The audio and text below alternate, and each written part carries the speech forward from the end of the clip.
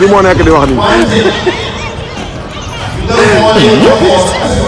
ak am na borom. Ousmane Sonko la maa leen nuyu di leen ziar leen ñaanal jàmm di ko ñaanal sama bopp gars yi Ousmane Sonko ba mu génnee ba léegi lépp loo xam ne wax na ko waa Benno Bokk Yaakaar yi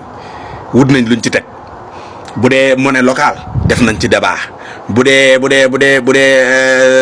luñ mën di wax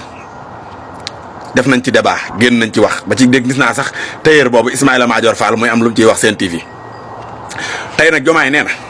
pare na dans une semaine mu def déclaration patrimoine boobu nag na ngeen fexe ba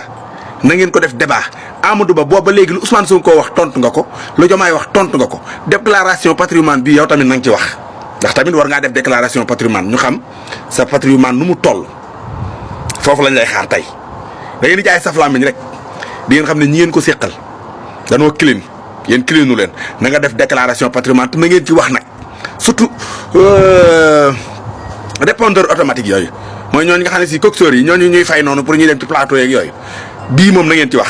déclaration patrimoine Diomaye nee na pare na pour def ko na ngeen fexe ba seen candidat na def déclaration patrimoine moom tamit te na ngeen ko exiger pour mu def ko sinon dootu leen dem ci plateau yi du ngeen fa wax ci du safe beneen bi nag mooy patriote yi ngir yàlla bàyyi leen nit ki bu defee vidéo am bëgg a fo ngeen ne ko doo fo yéen mënu leen a toog seen i kër du ngeen def vidéo du ngeen wax du ngeen fo ngeen di fo ba pare keneen bu toogee am envie fo ngeen ne ko tolluñu ci jamonoy fo pour lan moo tax tolluñu ci jamonoy fo ñi ngi campagne certes mais nag duñ ay rëboo nag ay nit lañu dañuy sentir di yëg léeg-léegi dafay baax nag ñu fo nag tuuti nag dégg nga bàyyi leen di dugg ci commentaire yi jàmbur yi naan c'est pas le moment de s'amuser bul foofu yeeg sa passe bi partagé ci lan ci nu mu ko joxe sensibiliser ci xamal lan affaire yooyu.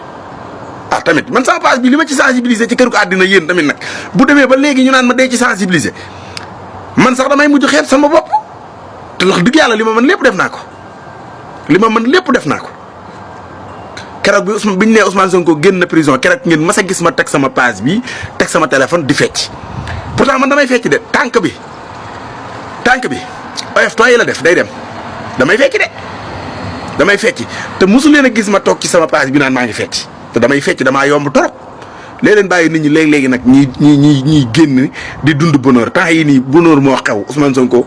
bi mu génnee Diomaye génn patriote yëpp dañuy dund neex fi mu toll nii di ko dund ak campagne bu neex a neex bàyyi leen di dugg ci paas jàmbur di leen yamale wala ngeen di leen régler ay mag yi jëmm lañu du ñuy xale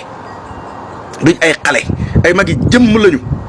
xam nañ li ñuy def ngir yàlla rek man xam nga samay xarit ngeen yéen samay abonné ak yéen ñi nga xam ne abonné wu leen ci man tam di ma seetaan tamit nekkal patriote rek sama xarit nga man kay boo nekkee ca yéefar ya laa xam ne moom doo sama xarit waaye boo nekkee ci jullit yi sama xarit ngay doon dañoo bëggante barke alxuraan